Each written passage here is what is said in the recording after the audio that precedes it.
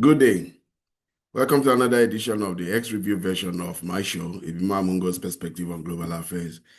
If you're new to my channel, please subscribe. If you have any views regarding the opinions I express in this my X-Review, please put them in the comment section. Do well to like and share just as the show starts.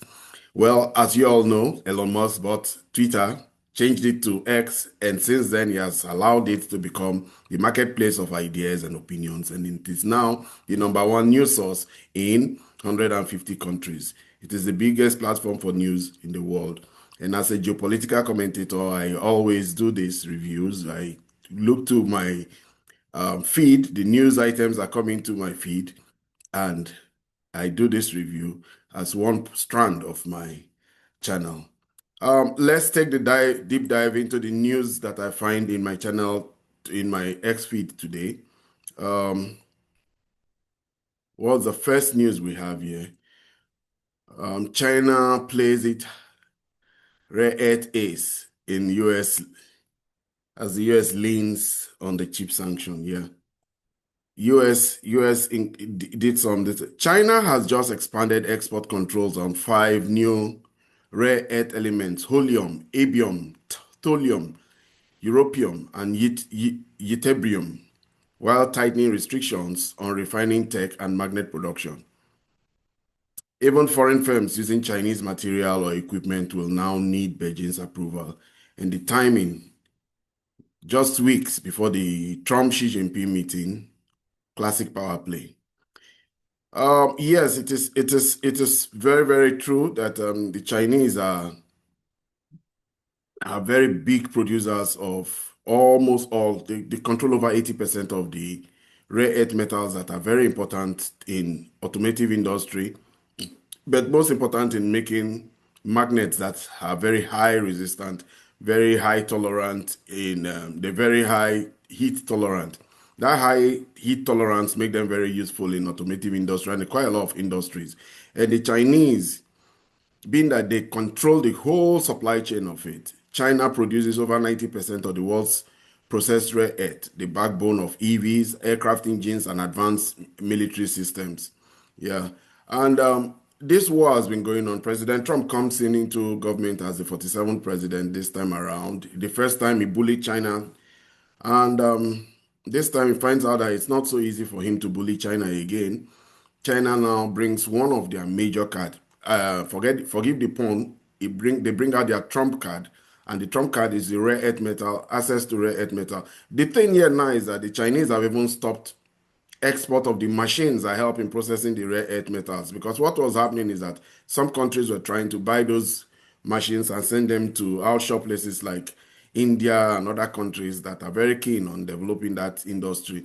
So the Chinese have stopped not only the export of this new class of rare earth metals, they've also stopped machines that are involved in the production and processing of these rare earth metals, particularly to countries like India, because that is where they were trying to offshore the equipment for building out a new processing of rare earth metals for the West. This ban by China affects not only America, usually affects Japan, Germany, and all those countries that are very big industrial industries, and Japan and Germany are also part of it. This year is an image that shows me, tells a lot of things. It tells a lot. These are representatives of Donald Trump. This year on the left here is Kushner. And this also is Steve Witkoff. I forget the name of this one, but that is Netanyahu there.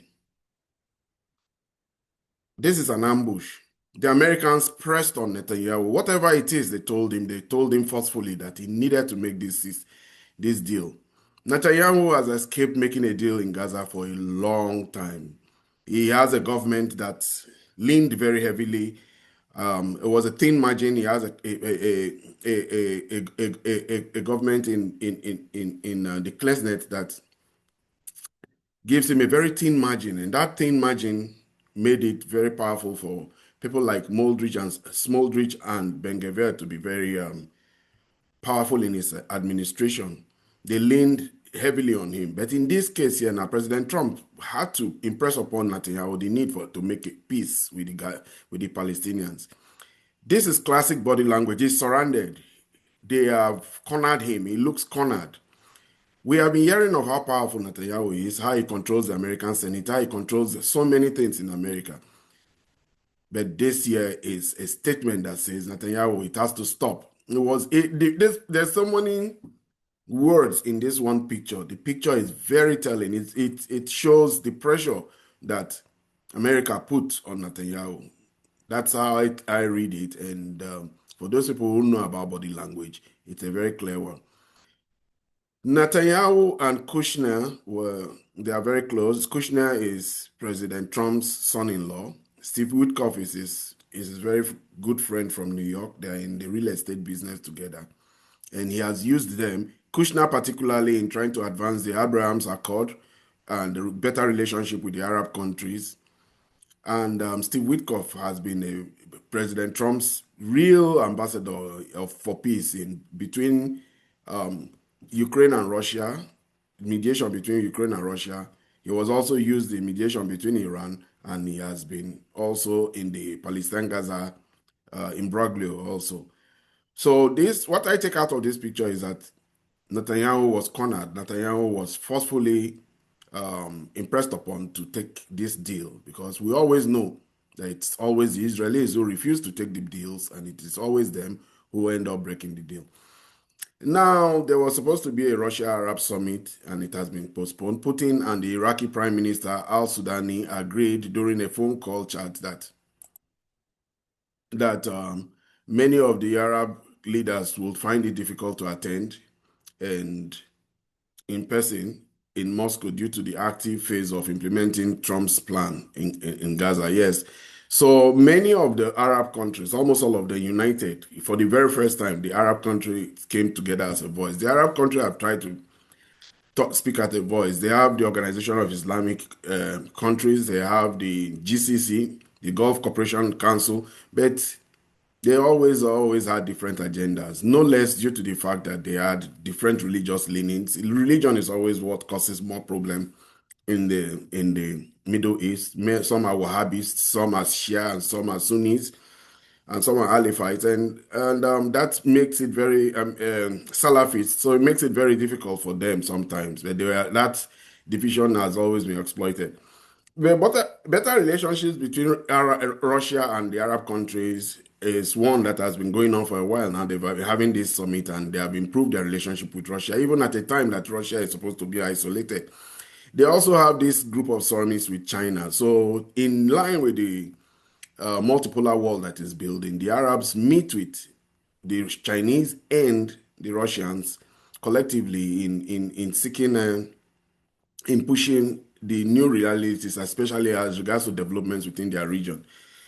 Most, especially the Israeli lobby and the Israelis, would want to see Russia not playing a part in the Middle East, but they are very, very important. Even the new Syrian president is looking to Russia for that, for support.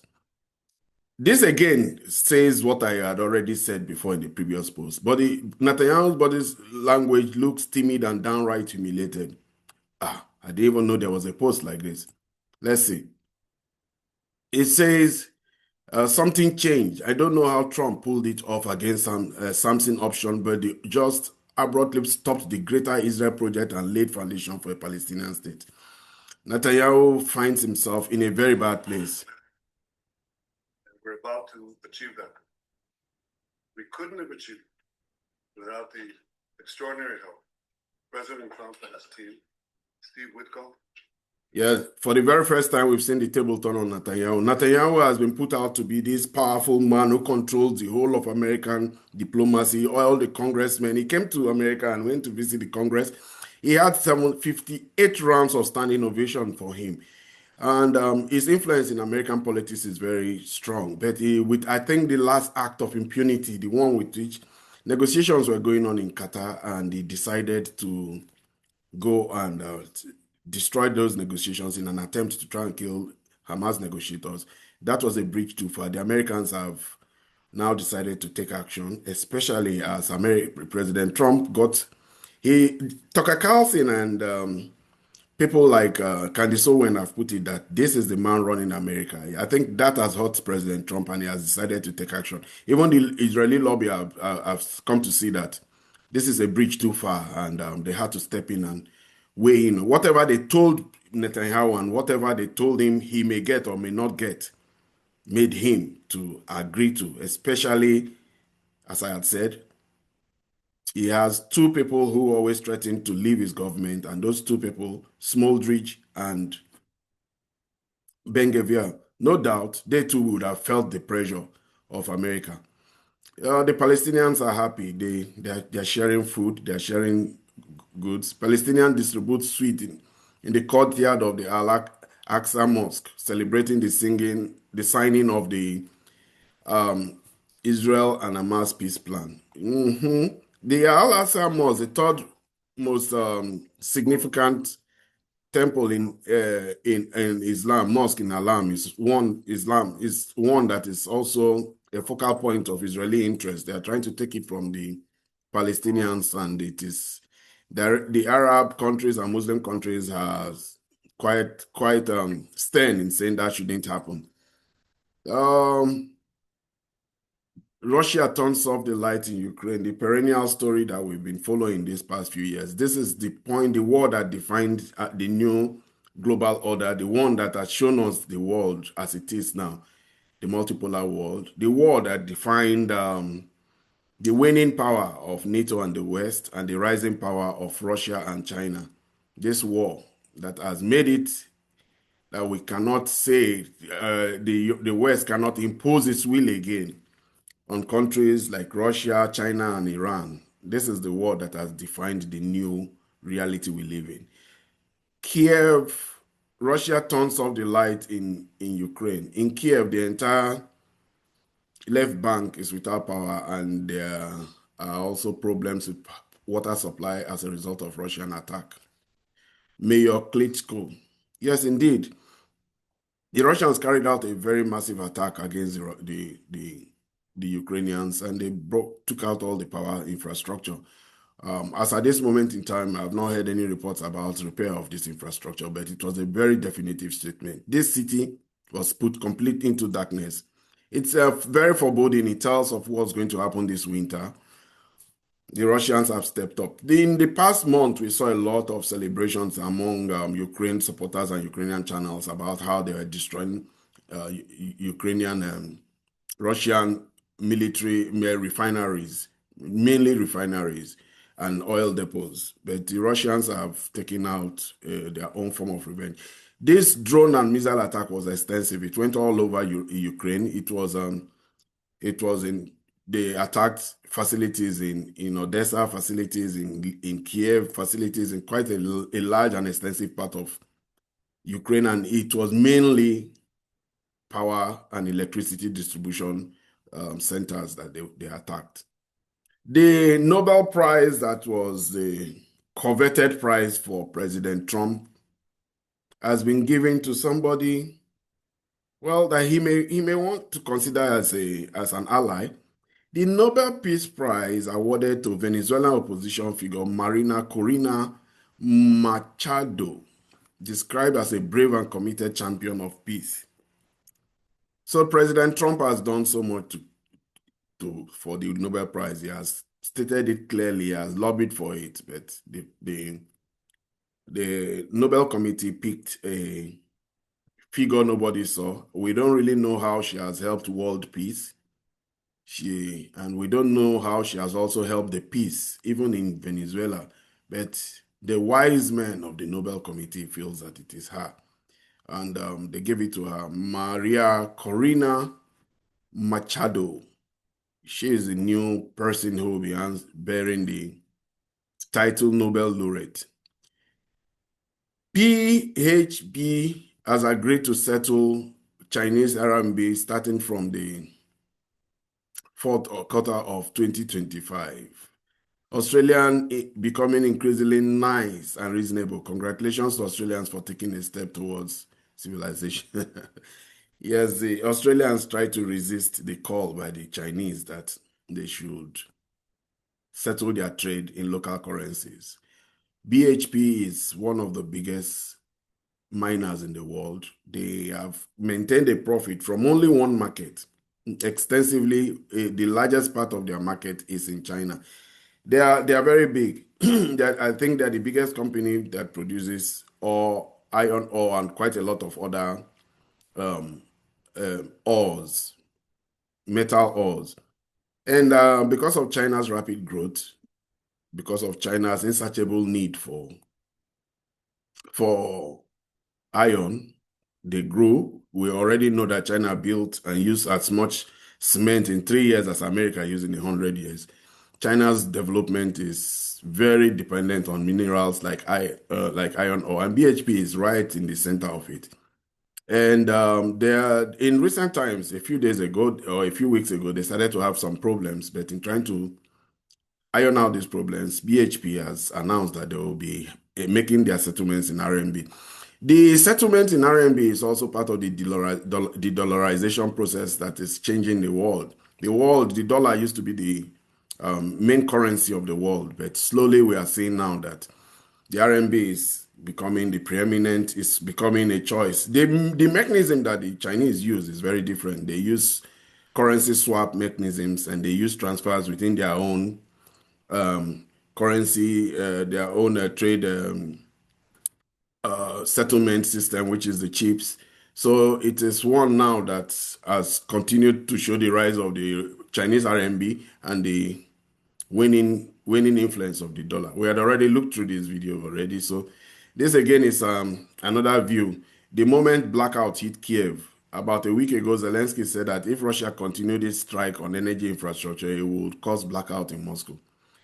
Well, unfortunately, he cannot back most of what he claims, but the Russians can very well bring pain onto them. We know the suite of Russian drones and we know the suite of Russian hypersonic missiles. Um, this is the other part of the X reviewer, like when there's some satire. Well, this person here does say that he is a satire, columnist, blogger, podcaster, less ideology, more facts, host of geopolitics demystified. He does have a lot of followers on X, 175,000 followers. Okay. Say this is how Trump was hoping to get the Nobel Prize. Bombed Yemen, bombed Iran, provided weapons to bomb Gaza, provided weapons to Ukraine to attack Russia, attacked Venezuela, proxy war on Afghanistan, supported Al Qaeda in Syria, regime change.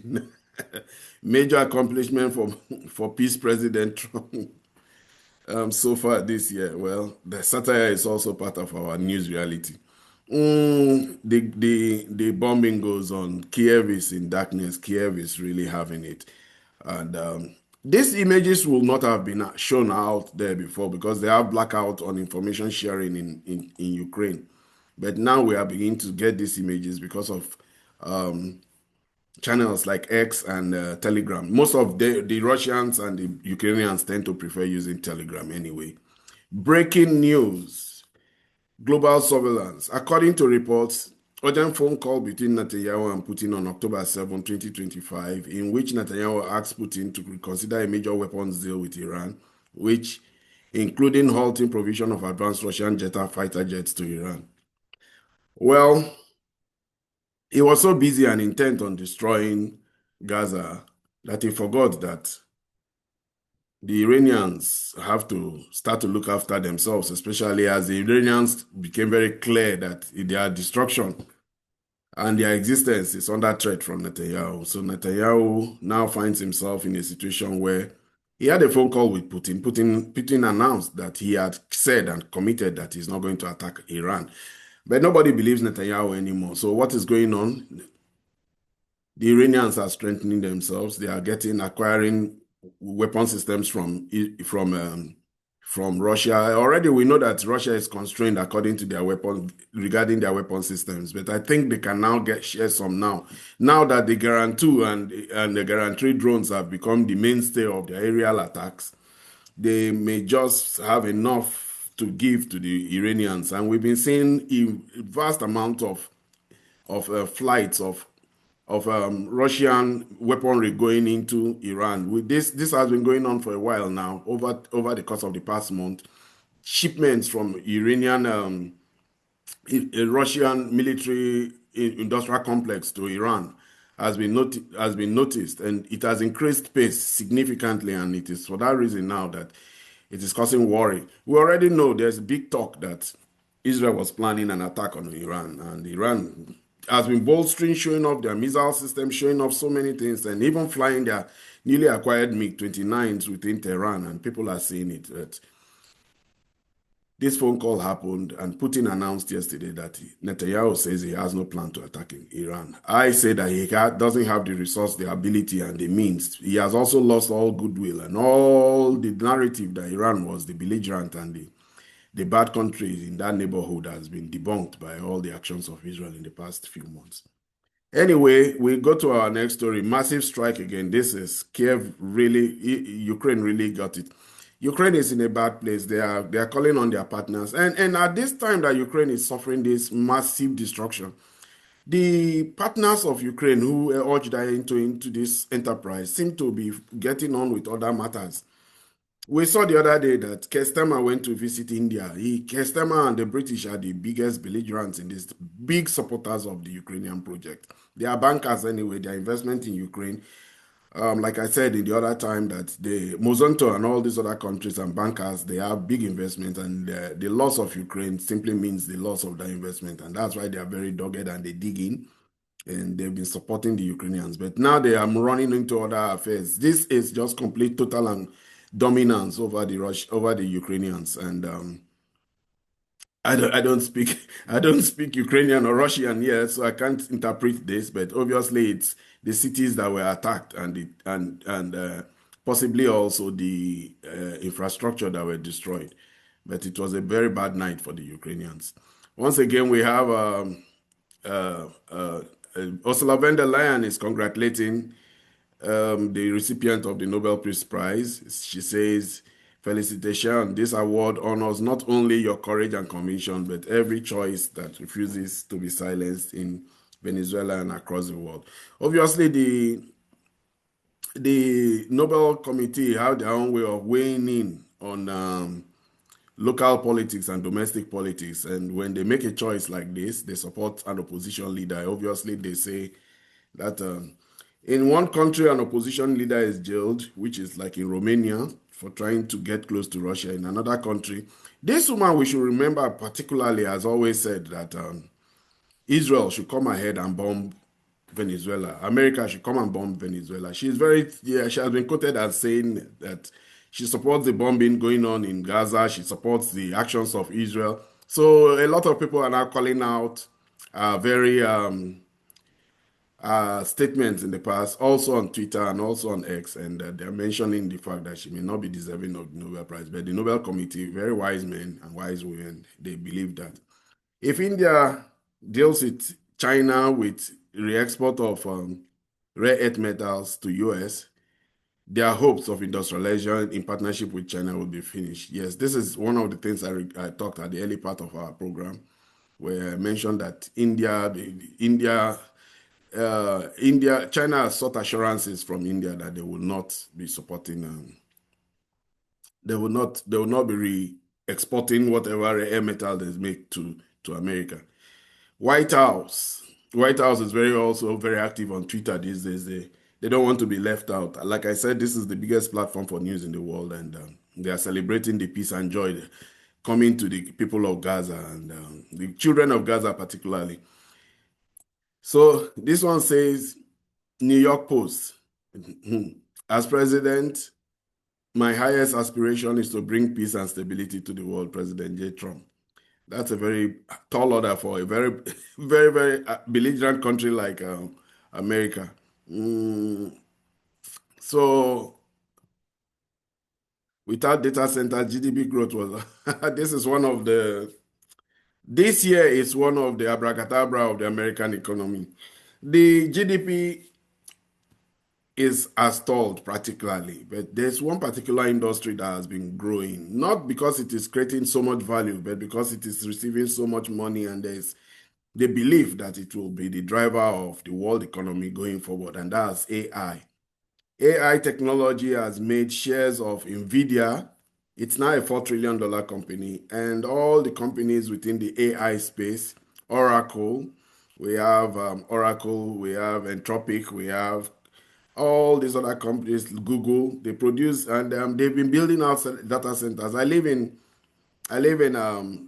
North Austin, and in my neighborhood, data centers are cropping up more than even shopping malls. There are data centers everywhere, huge industrial complexes, and they are being built out all over America. And it is without data centers, GDP growth was only 0.1% in the first half of 2025. Harvard economists say, indeed, it is. America has been growing. I think this data may not be fair to America. There's actually growth. I see it around me. There's growth in the real estate sector, vast growth in construction. Those are stimulus of the economy. They really do stimulate economy. I don't think this is real facts regarding what's happening in America. There's also growth in manufacturing. There's a frenzied amount of growth going on around. I can see that, and this may just be an exaggeration. We know that the stock exchange, though, has been really concentrated around the companies that are involved in AI deployment. Danny Haifong is a very big one in the geopolitical space. He has a YouTube channel that has grown very fast, very fast. Geopolitical analyst and journalist, and he has 667,000 followers on X. He says Trump didn't win the Nobel Prize, but they still gave it to a warmonger. Maria Corina is a Washington-backed far-right regime change demagogue. She openly asked Benjamin Netanyahu to support her crusade against Venezuela complete disgrace. He publishes the letter too. The internet has a way of, that's one of the things too I should mention about X that I like is because on X they have what they call community notes, and community notes is a means by which whatever it is you say out there is challenged. Somebody responds to it and puts a little caveat about whatever it is that you're writing. So in a case like this now, even though this is not a community note, it's a call out, it's a different viewpoint about what the decision of the Nobel Committee was. China's Ministry of Transport, starting October 14th, 2025, special port charges will be imposed. Yes, this is a very clear retaliation against America. America placed port charges on Chinese-built ships. We should know that almost 50% of all the ships in the world now are built in China. This is also the geopolitical divide. The fact that China can stand up to America is something that is unheard of. It never happened. America does not produce ships anymore. America used to be a producer of ships. There was a time during World War I that when America was producing almost like a ship a day, if not more. But now it's China, and China produces 50% of almost all the tonnage of ships in the world. And when they levied the Chinese decided to retaliate. So the charges will be for individuals, companies, organizations owned by U.S. companies or U.S. citizens, U.S. individuals, to be levied on vessels operated by U.S. entities, vessels owned by or operated by entities with 25% of U.S. equity or control. Yeah, this is how they get back to them because the Americans don't have ships building industry, but they own ships. Let's take these last few stories now and round up for today. Putin states that Russia will soon be able to announce the appearance of new types of weapons. Yes, this. Сообщить в наше время о новом оружии, которое мы когда-то анонсировали, оно появляется, проходит с испытаний, они идут. Well, the Russians are having a field day. Who would have thought that the Russians will, get into the groove of this Russia-Ukraine war? They were very disadvantaged. Their industry was very poor, and somehow they have managed to be able to put out weapon systems that have shocked the world. They adapted. They were laggards regarding drone technology. Now they are very advanced. They had to use the blueprints from the Iranians to get the guarantee that is now the mainstay of their aerial attack on Ukraine. But it is the Oreshnik that they unveiled in just one time. The Russians are keeping their cards close to their chest. They are not showing all their systems. And there's good reason for that because obviously the rhetoric in Europe has grown up very, very significant. And the Russians do believe that they may be fighting involved in an expanded war in Europe and against Europe and NATO. And for that, you will get a sense that they are managing their war in Ukraine in a very methodical manner, that they are husbanding their weapon systems and they are not announcing all that they have. We've seen them step up in their production of submarines, in their production of bombers, strategic bombers, in their production of even the tactical weapons like the Su-35 and Su-34. We see them really ramping up in their weapon systems, but in their missilery, hypersonic missiles, KH-101, Zircon, and all these other hypersonic missiles that Putin had announced over 10 years ago that they had, but now we see as war proven, very, very effective in the war, and created air dominance for the Russians. The Russians don't even need to use their planes to fly over Ukraine. Their planes tend to stay a safe distance away from the battlefields and send out 500 FAB, 1,500 and FAB 3,000. The Russians have shown some level of innovation in ramping up weapon systems. So whatever it is Putin is saying here should not be taken lightly. Let's finish with these last two stories here. One says they are setting up the world stage against Venezuela, so everyone just accepts an invasion. Don't fall for it. Yes, this is another interpretation of it. We have seen how weapon systems have gathered around Ukraine, around Venezuela, and America has amassed warships, planes, and a few amount of troops. There may be a landing. We hear so much about a decapitation strike against Maduro and his administration. There's something brewing up there in the Caribbean, and this commentator believes that they are putting Venezuela opposition. Machado has been awarded a staunch advocate of free market economics, privatization of state industries, foreign investment, and closer alignment with the U.S. and Western institutions. She has openly called U.S. sanctions on Caracas, backed Juan Guaido's failed parallel government, and regularly lobbies U.S. media and officials for support. A recognition comes as Trump administration brands Nicolas Maduro illegitimate, and reports point to a possible U.S. regime change action amid near total collapse of diplomatic outreach. Yeah, so Trump